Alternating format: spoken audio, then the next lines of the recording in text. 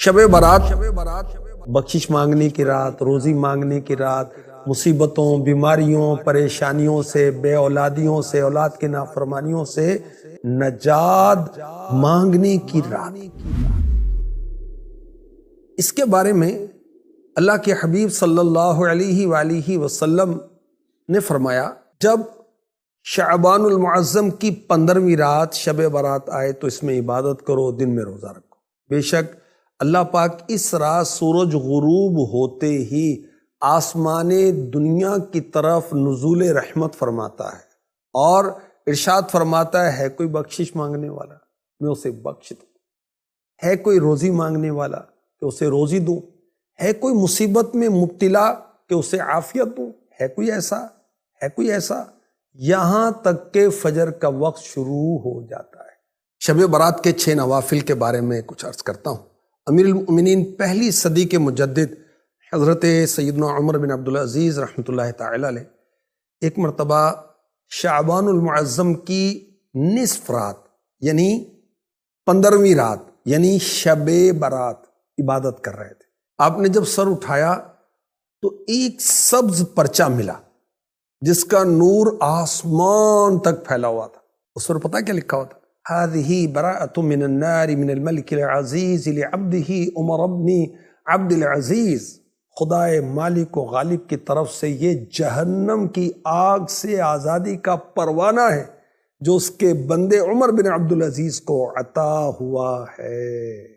تو شب برات عبادت کی رات، شب برات نوافل کی رات، دعاؤں کی رات، نماز کی رات، کثرت درود کی رات، اپنے گناہوں کو یاد کر کے اس کی معافی مانگنے کی رات۔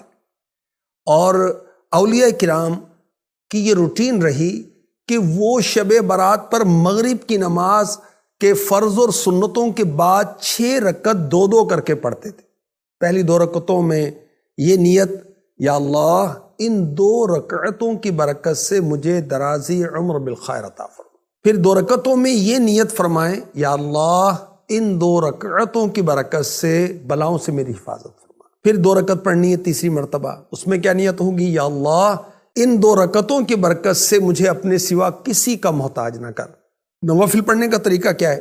ان 6 رکعتوں میں سورہ فاتحہ کے بعد جو چاہیں وہ صورتیں پڑھ سکتے ہیں، چاہیں تو ہر رکعت میں سورہ فاتحہ کے بعد 3 بار قل هو اللہ شریف یعنی سورہ اخلاص مکمل پڑھ لیں تو انشاءاللہ ہر رکعت میں ایک قرآن پڑھنے کا ثواب، 3 مرتبہ سورہ اخلاص پڑھنے سے ایک قرآن کی تلاوت کے برابر ثواب ملتا ہے۔ اچھا، ہر 2 رکعت کے بعد 21 بار 21 ٹائم قل هو اللہ احد پوری سورت پڑھنی ہے۔ پھر سورہ یاسین، یعنی یہ کر لیں یا یہ کر لیں یہ بھی آپشن ہے، اور دونوں کریں یہ بھی آپشن ہے، اور یہ زیادہ بیسٹ ہے۔ اچھا، یہ بھی ہو سکتا ہے کہ ایک اسلامی بھائی بلند آواز سے سورہ یاسین شریف پڑھے، بقیہ خاموشی کے ساتھ سنیں، اور یاد رکھیں کہ سننے والا اس دوران زبان سے سورہ یاسین بلکہ کچھ بھی نہیں پڑھے گا۔ جب قرآن کریم بلند آواز سے پڑھا جائے تو جو لوگ سننے کے لیے حاضر ہیں ان پر فرض عین ہے کہ چپ چاپ کان لگا کر سنیں۔ انشاءاللہ الکریم شب برات شروع ہوتے ہی ثواب کا انبار لگ جائے گا۔ ہر بار سورہ یاسین کے بعد دعائے نصف شعبان بھی پڑھیے۔ دعائے نصف شعبان جو ہے آقا کا مہینہ، امیر اہل سنت کا رسالہ جو ہے اس پر آپ دیکھ سکتے ہیں۔ اللہ کے حبیب صلی اللہ علیہ وآلہ وسلم نے فرمایا، جس نے عیدین یعنی عید الفطر اور عید الاضحیٰ کی رات اور شعبان المعظم کی 15ویں رات یعنی شب برات عبادت میں جا کر گزاری، اس دن اس کا دل نہیں مرے گا جس دن لوگوں کے دل مر جائیں گے۔ آخری نبی مکی مدنی صلی اللہ علیہ وآلہ وسلم نے فرمایا، میرے پاس جبریل امی علیہ السلام آئے اور کہا، یہ شعبان کی 15ویں رات ہے، اس میں اللہ پاک جہنم سے اتنوں کو آزاد فرماتا ہے جتنے بنی کلب کی بکریوں کے بال ہیں، مگر مشرک اور عداوت کیا مطلب ہے؟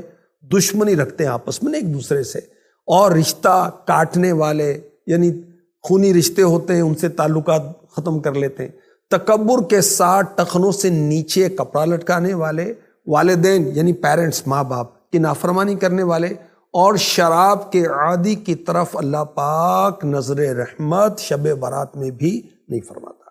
حدیث پاک میں ہے جو کوئی شب برات میں 100 رکعت پڑھے تو اللہ کریم اس کے پاس 100 فرشتے بھیجے گا، جن میں سے 30 فرشتے اس سے جنت کی خوشخبری سنائیں گے، 30 فرشتے اس سے عذاب دوزخ سے بچائیں گے، 30 فرشتے اس سے دنیا کی تکلیفیں دور کریں گے، اور 10 فرشتے اس سے شیطان کے مکر و فریب کو